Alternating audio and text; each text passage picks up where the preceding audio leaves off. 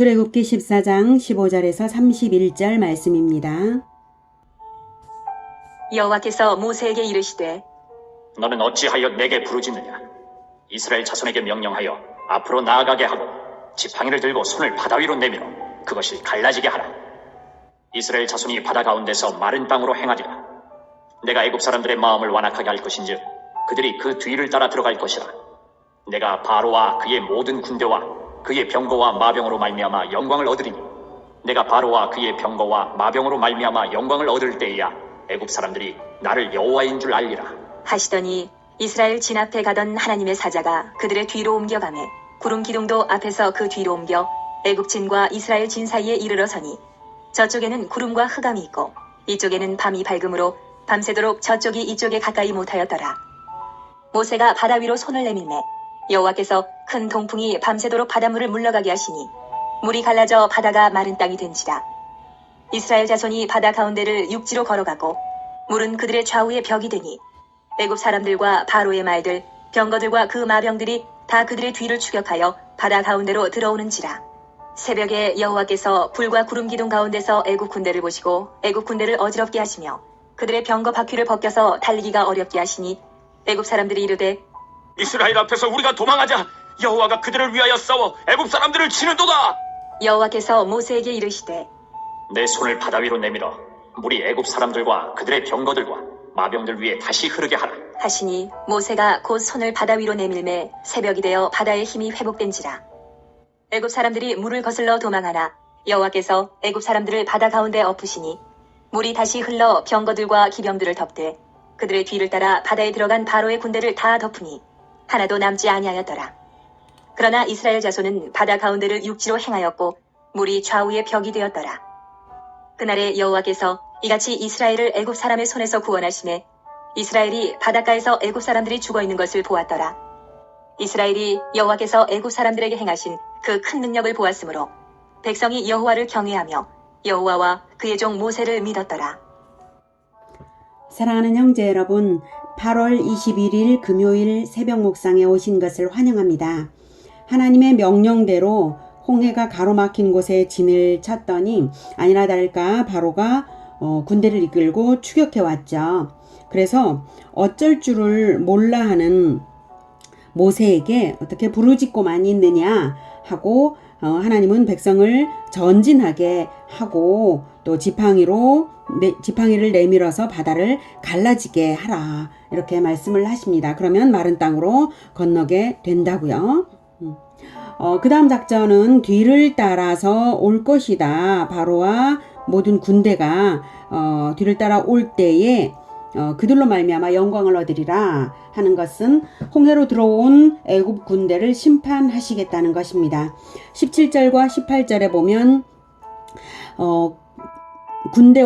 애굽의 군대와 그의 병거와 마병으로 말미암아 영광을 얻으리라. 여기서도 마찬가지 그의 병거와 마병으로 말미암아 영광을 얻으리라고 말씀을 하십니다. 두 번이나 강조하는 데는 의미가 있죠.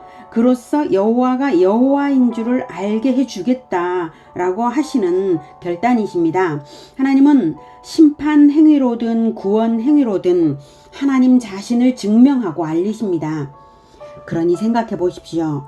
사람은 하나님의 영광을 위해 존재합니다. 심판을 받든 구원을 받든 하나님의 영광을 위해 존재합니다. 우리가 하나님의 영광을 위해 창조되었기 때문에 그렇습니다.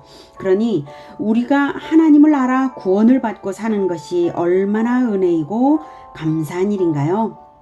자, 이렇게 추격해 오는 애굽에 대한 최종 심판을 예고하시더니 19절 이스라엘 진 앞에 가던 하나님의 사자가 그들의 뒤로 옮겨가매 구름 기둥도 앞에서 그 뒤로 옮겼어요. 이제 보니 하나님의 사자가 있었네요. 언제부터 이스라엘과 함께 있었을까요? 여러분, 사실 여호와의 사자, 하나님의 사자는 호렙산에서 모세를 부를 때에도 나타났었습니다. 출애굽기 3장 2절 여호와의 사자가 떨기나무 가운데로부터 나오는 불꽃 안에서 그에게 나타나시니라. 그가 보니 떨기나무에 불이 붙었으나 그 떨기나무가 사라지지 아니하는지라 라고 말하고 있죠. 이 떨기나무, 저는 이 떨기나무, 불붙은 떨기나무가 바로 이스라엘이라고, 이스라엘을 상징한다고 생각을 합니다. 그 안에 여호와의 사자가 있는 것이죠. 불붙은 떨기나무는 고난 가운데 있는, 애굽에 있는 이스라엘인데 결코 사라지지 않으면서 고난 가운데 있는 모습을 보여준 것이라고 저는 생각을 합니다. 모세를 부르시던 그 장면에서 불꽃 안에 계시던 여호와의 사자를 볼 때 우리는 성경의 또 다른 장면이 겹쳐집니다. 다니엘 3장 24, 25절 그때에 느부갓네살 왕이 놀라 급히 일어나서 모사들에게 물어 이르되 우리가 결박하여 불 가운데 던진 자는 세 사람이 아니었느냐 하니 그들이 왕에게 대답하여 이르되 왕이여 올소이다 하더라. 이 말씀은 다니엘서에 있는 말씀인데요. 바벨론의 포로로 잡혀갔죠. 이스라엘 백성들이. 그때 사드락 메삭 아벳느고라고 하는 다니엘의 친구들 3명이 있었는데 느부갓네살 왕이 자기에게 우상숭배, 자기를 우상화하는 그런 정책을 폈죠. 그래서 자기의 금신상에 절하지 않은 사드락 메삭 아벳느고를 타는 풀무불 안에 집어 던지라고 했고 던졌을 때에 그 안에 한 사람이 더 있는 것, 4명이 있는 것을 보고 놀라서 말하는 장면입니다. 25절 왕이 또 말하여 이르되 내가 보니 결박되지 아니한 4사람이 불 가운데로 다니는데 상하지도 아니하였고 그 넷째의 모양은 신들의 아들과 같도다 하고. 여러분, 이 바벨론 포로기에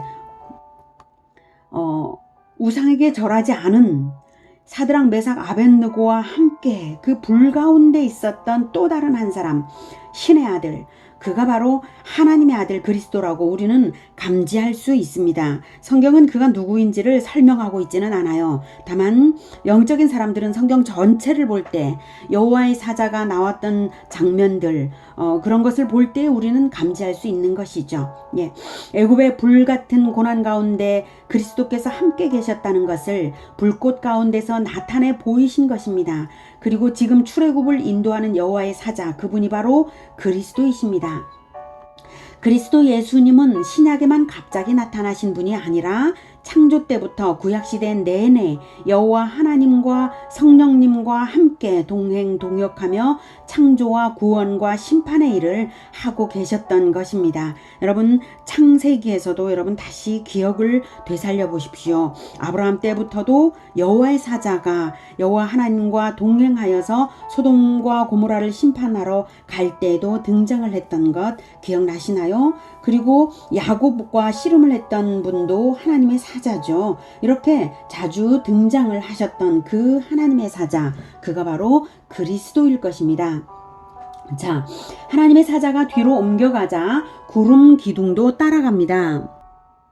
그리고는 애굽과 이스라엘 사이를 구분해서 가림막 역할을 합니다. 그래서 마침 밤 시간이었으므로 구름기둥 안에 불기둥이 치솟아 있었는데 불기둥의 빛으로 이스라엘은 밝음 가운데 있었고 애굽은 구름에 덮여 흑암 가운데 밤새도록 우왕좌왕 했습니다. 모세가 바다 위로 손을 내밀자 하나님께서 큰 동풍을 불어 밤새도록 바닷물을 물러가게 했을 뿐만 아니라 땅을 말리셨습니다. 질퍽거리지도 않는 마른 땅 위로 바다를 건너면서 좌우의 물벽을 보면서 건넌 그 체험은 이스라엘에게는 결코 잊지 못할 일이 되었을 것입니다. 그런데 그보다 더 극적인 체험이 곧 이어졌습니다. 이스라엘을 추격해 들어오는 애굽 군대도 바다로 진입했습니다. 네. 그러자 하나님께서 병거의 바퀴들을 벗겨서 바퀴들이 다 빠지기 시작을 한 거죠. 빠져서 전진하지 못하게 하시자 애굽 사람들이 당황하고 두려워서 말을 하기를 이스라엘 앞에서 우리가 도망하자 여호와가 그들을 위하여 싸워 애굽 사람들을 치는도다 라고 소리를 질렀습니다. 모세가 다시 손을 내밀어서 바다를 합쳐지게 했습니다. 그래서 물이 흐를 때에 모든 애굽 군대가 수장이 되었습니다. 하나도 남지 않았습니다. 그래서 이스라엘 백성들은 31절 읽겠습니다. 이스라엘이 여호와께서 애굽 사람들에게 행하신 그 큰 능력을 보았으므로 백성이 여호와를 경외하며 여호와와 그의 종 모세를 믿었더라. 이렇게 하나님이 행하신 심판의 표적을 목도했을 때 사람들은 드디어 모세를 믿게 되었습니다. 하루 전에 그들은 뭐라고 했나요? 모세가 자기들을 죽이는 자라고 대항하며 애굽으로 돌아가는 게 낫겠다고 했던 사람들이었죠.